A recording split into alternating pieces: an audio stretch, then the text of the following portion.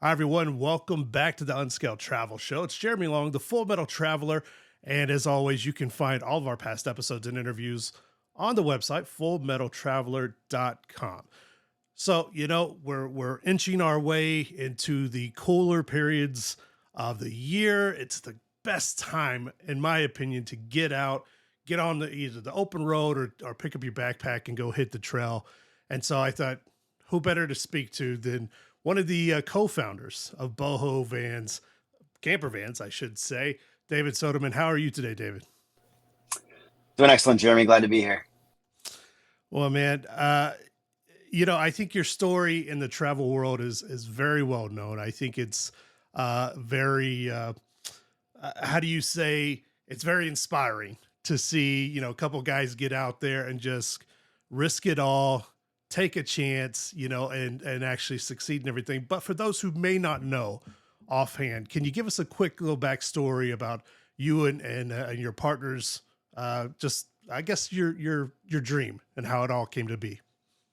Sure. So I'm an avid traveler and camper, and same with my partner. But usually when we travel, we'll go stay at resorts, or we'll go stay somewhere we've never been. Usually hotels and that type of stuff, Airbnb. So 2018 saw cheap tickets to Hawaii. So my fiance and I decided to go out there. We booked the tickets, and the trip was getting closer. And we're like, oh man, we haven't booked where we're staying. Uh, Looking around, obviously you want to stay on the beach, and it was expensive. What we thought would be a budget trip with buying some budget tickets, airline tickets, turned into wow, this is gonna be expensive. And had seen kind of on social media people traveling in vans, and realized that hey, this is an option that we can do out in Hawaii. So we rented a van for 4 nights. We traveled around the island. We camped on the beach. We saw everything we wanted to see for a fraction of the costs of what it would normally take to stay in Hawaii. Uh, and we just came back just feeling really refreshed. We were outside a lot. We felt like the trip was twice as long as the 4 or 5 days we were there. And we realized that this was a really cool way to travel. We got back to Arizona, and we're looking around saying, hey, maybe we can do this around here. There's still lots of places we'd like to go check out. And we didn't see any options, and said, hey, maybe we could build our own van. It was never really meant to be a business. And so the idea was, hey, we'll build a camper van. Didn't have a lot of money. Uh, and so what we'll do is we'll rent it and maybe make some income to help pay for the van, pay for the conversion, be able to use it when we want and rent it when we don't want to. Um, and so fast forward a little bit, we get really honed in on the idea. I am not a builder, but one of my friends from high school that had recently moved out to Arizona was just really great in that regard. So we met for dinner. We talked about the plan. Hey, maybe I'll buy the van. You can help me with the build. We can do it after our full time jobs at nights and on weekends, and let's see if we can do this.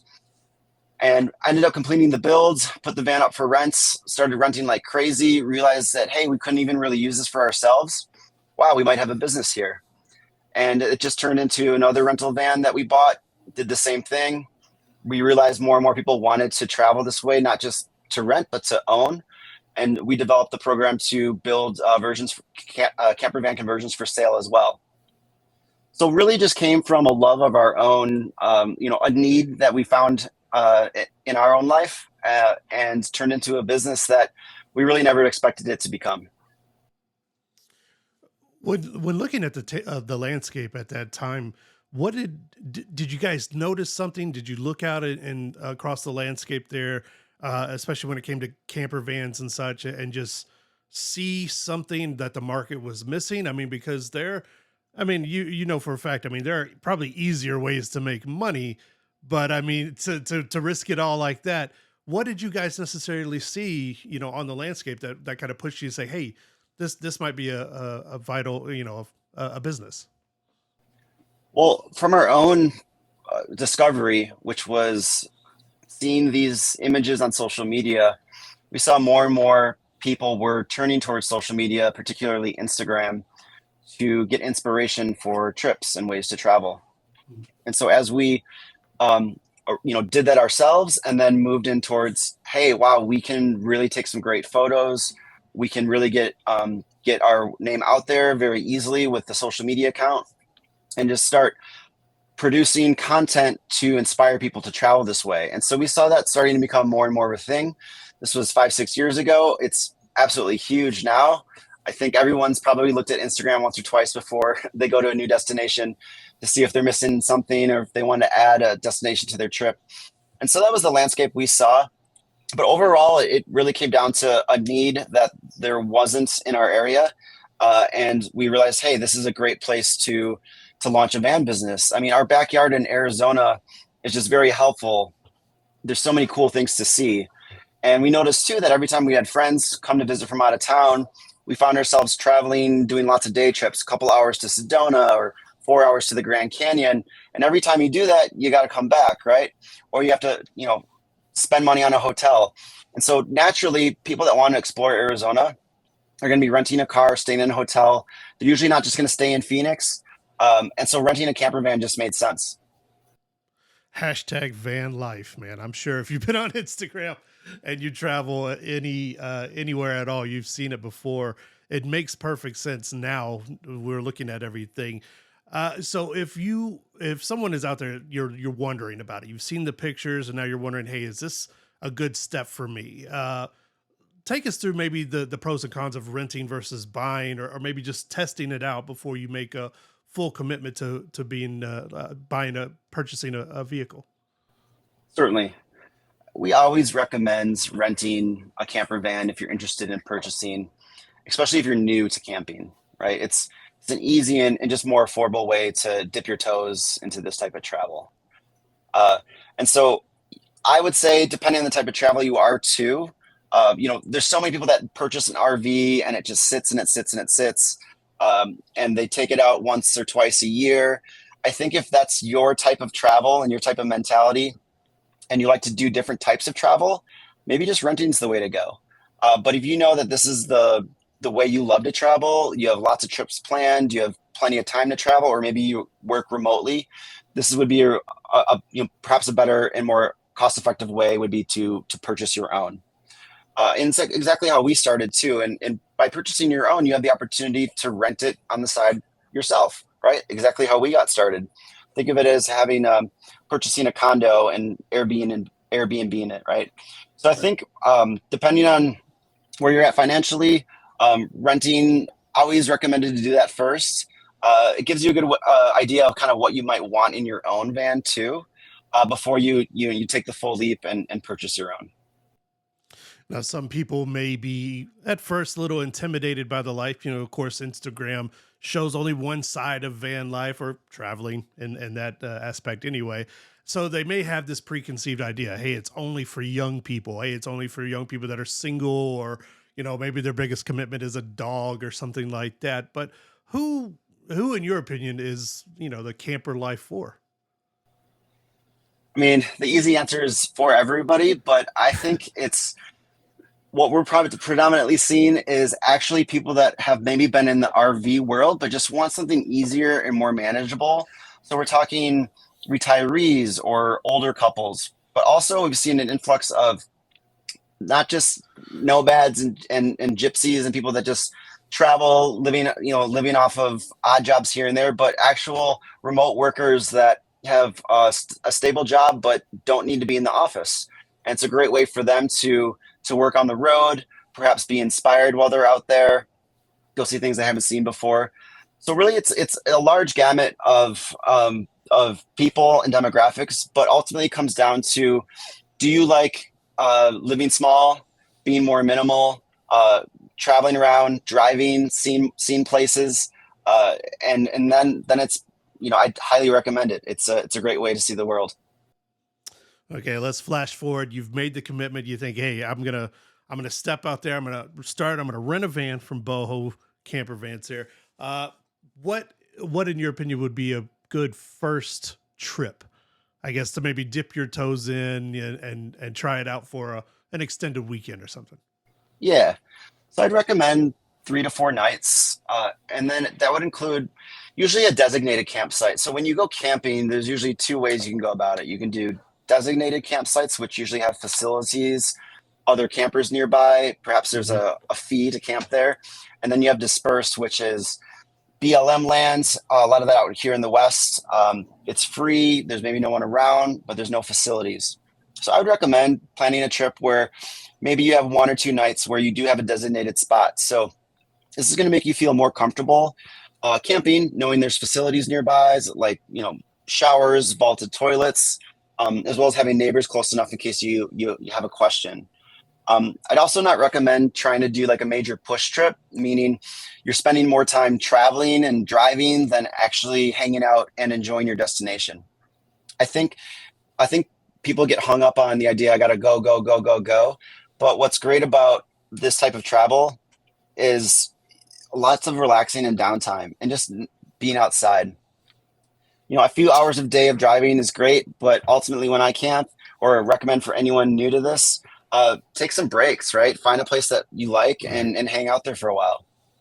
A good place from Phoenix, 2 hours away is called the Mogollon Rim, and not a lot of people have heard of it. But it's spectacular views. It's about 6,000 feet in elevation, and so it has excellent weather in the summer. So it's great to get out of hot Phoenix, just a few hours away, go up on the rim, and they have a really good mixture of dispersed and designated camping. And so that's a destination that I would recommend. But yeah, I would say don't try to do too much. Just go out and have fun. Are there any other like just sticking here in the southwest part of the United States? Are there any other of your favorite road trips or maybe camping spots or destinations that you might recommend to people? Yeah, yeah, certainly. So there's a lot to choose from in Arizona. I mean, there's so many places that you can get to within a single day or half a day. But I'd recommend a trip usually that gives you a bit of variety. So, like a popular route that we recommend is Sedona to Lake Powell, which is on the Arizona Utah border, then over to Zion National Park, and then make your way back down through Flagstaff, which is a cool mountain town in northern Arizona, before you get down to Phoenix. What's nice about that itinerary is you have 2 to 3 hour drives between the destinations, and you get to see a lot. Right, Sedona, you have these beautiful views of the Red Rocks, amazing hikes. They have Oak Creek Canyon with camping along the river there. And then Lake Powell, most people have heard of Lake Powell, but it's this large desert dammed lake, and you can camp right on the beach there at the spot called Lone Rock Beach. And then nearby there's all sorts of cool destinations.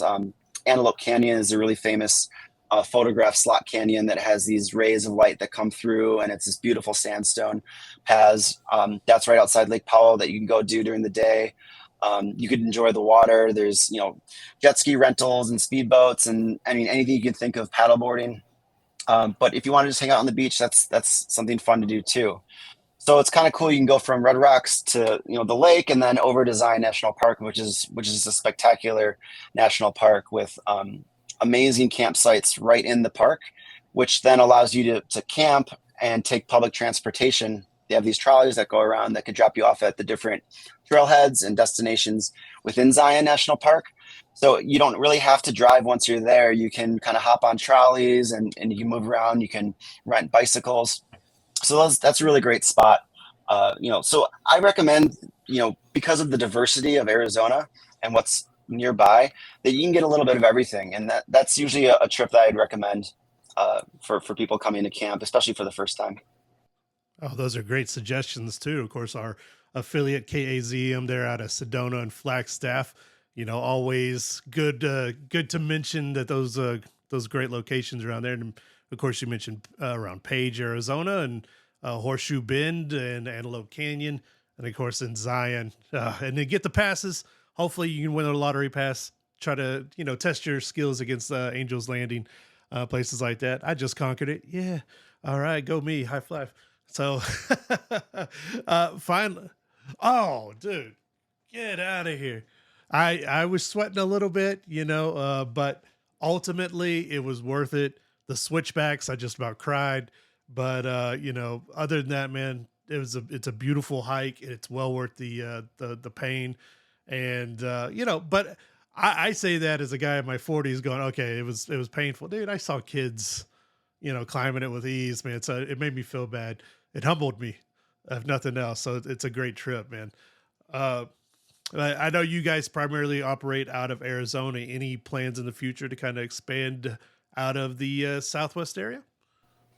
Yeah, so we do have a program we've been piloting where we have clients that have purchased vans from us rent their vans out in their respective locations. So right now we have a couple vans in San Diego that you can rent privately from the owner, and we have that on our website so people can go check those out. So it's it's like renting a van from a friend. And so if you're not in Phoenix but you're in San Diego, you can already go and rent one today. But yeah, we're testing the program out, and we have vans basically all over the country. I think 40 out of the 50 states, and then we have a couple, one in London, UK, and one in Baja California, Baja Mexico. So we're all over the place. I think it's just you know testing out markets and just seeing kind of what works and what doesn't. But I think the goal is to expand. We're always trying to grow, and so you might see us nearby sooner rather than later. Finally, man, what's up with those Arizona Cardinals? Nah, I'm just kidding. Well, they got no answers going on there. Put it on The blast. games are fun. They got a great Hey, stadium. Actually, I saw Metallica at their stadium just last week, which was really oh, cool. So that was a little bit more exciting than a Cardinals game. hey, man, I know. I saw Metallica here at Allegiant, and well, I don't want to get stabbed. You know how Raider fans are. So, man, Exactly. David Sodemann from Boho Camper Vans, thank you so much, man. I know you're so busy. If people want to test it out, they want to rent a van, they want to buy one, where can they find you guys on social and online? Boho Vans all over social media. Our website's boho.life. Bohovans.com will take you to us as well. Just Google Boho Camper Vans. You'll find us.